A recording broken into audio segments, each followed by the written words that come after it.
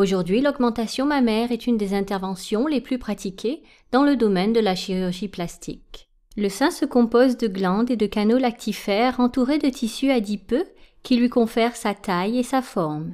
L'élasticité de votre peau contribue également à la forme de votre poitrine.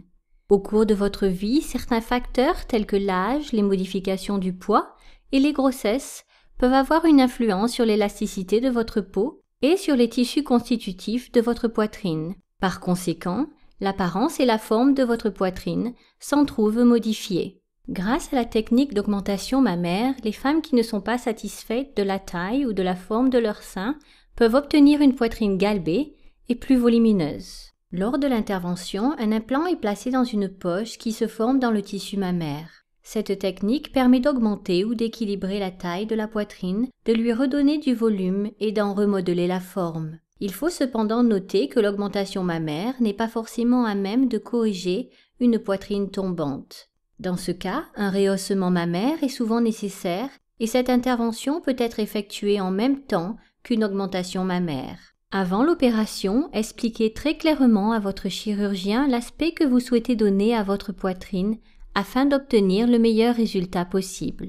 Son rôle est de vous expliquer en détail les possibilités qui s'offrent à vous et de s'assurer que vos attentes sont réalistes. Les implants mammaires sont très différents les uns des autres. Plusieurs tailles et profils sont bien sûr disponibles et la forme, la texture et le type de remplissage varient également en fonction du type d'implant. Il existe deux formes principales d'implants, rondes ou anatomiques. Les implants mammaires ronds augmentent le volume du sein sur l'ensemble de sa hauteur et de sa largeur.